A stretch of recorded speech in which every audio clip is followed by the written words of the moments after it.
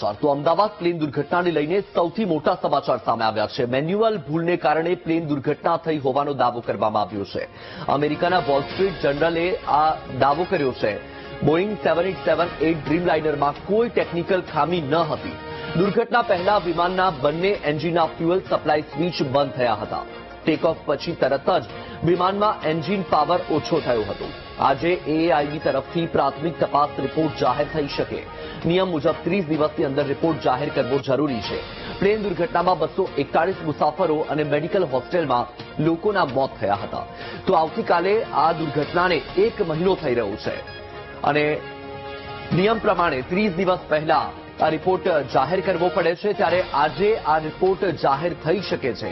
એઆઈબી તરફથી પ્રાથમિક તપાસ રિપોર્ટ જાહેર કરવામાં આવી શકે છે। આપને જણાવી દઈએ કે અમદાવાદ પ્લેન દુર્ઘટનાને લઈને આ સૌથી મોટા સમાચાર છે। મેન્યુઅલ ભૂલને કારણે પ્લેન દુર્ઘટના થઈ હોવાનો દાવો કરવામાં આવ્યો છે।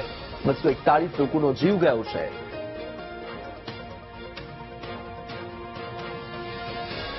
સંવાદદાતા પાર્થ આપણી સાથે લાઈવ જોડાઈ ગયા છે। પાર્થ, આવતીકાલે 1 મહિનો થઈ રહ્યો છે આ દુર્ઘટનાને, ત્યારે હવે એક રિપોર્ટ પ્રાથમિક જે જાહેર થઈ શકે છે, એઆઈબી આ રિપોર્ટ જાહેર કરી શકે છે।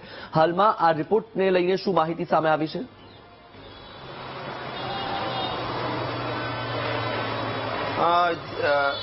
જી, વાત કરવામાં આવે તો એર ઇન્ડિયાની ફ્લાઇટ 171 અમદાવાદથી લંડન જઈ રહી હતી અને 12 જૂનના રોજ તે અચાનક 24 સેકન્ડથી 36 સેકન્ડ સુધી જે હવામાં રહી હતી અને ત્યારબાદ ક્રેશ થઈ હતી। લગભગ 241 લોકોના મૃત્યુ થયા હતા અને હવે લગભગ 1 મહિનો થઈ ગયો છે। આવતીકાલે 1 મહિનો પૂર્ણ થયો છે, ત્યારે પ્રાથમિક રિપોર્ટ 30 દિવસની અંદર જે નિયમ પ્રમાણે જે સબમિટ કરાવવાનો હોય છે તે રિપોર્ટ સબમિટ થશે। પરંતુ જે રીતની વાત કરવામાં આવે તો વોલ સ્ટ્રીટ જર્નલ દ્વારા એક રિપોર્ટ બહાર પાડવામાં આવ્યો છે, જેમાં બોઇંગ 787 ડ્રીમલાઇનરમાં કોઈ પણ ટેકનિકલ ફોલ્ટ ન હોવાનું સામે આવ્યું છે। આ ઉપરાંત દુર્ઘટનામાં પહેલા વિમાનના બંને એન્જિનના ફ્યુઅલ સપ્લાયના સ્વિચ બંધ થયા હતા અને ટેકઓફ થયા પછી તાત્કાલિક ધોરણે જે એન્જિનમાં જેટલું ફ્યુઅલ મળવું જોઈએ તેટલું ફ્યુઅલ મળતું ન હતું। તમે જે રીતના આ દ્રશ્યો જોઈ રહ્યા છો તે અમદાવાદના આ જે મેઘાણીનગરની જે સાઇટ છે તેને સાઇટના દ્રશ્યો છે કે અહીંયાથી થોડેક આગળ જ જે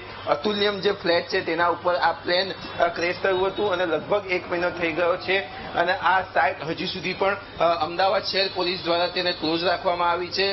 પોલીસનો ખાસ બંદોબસ્ત મૂકવામાં આવ્યો છે। કોઈ પણ પરવાનગી વગર અંદર જઈ શકતા નથી।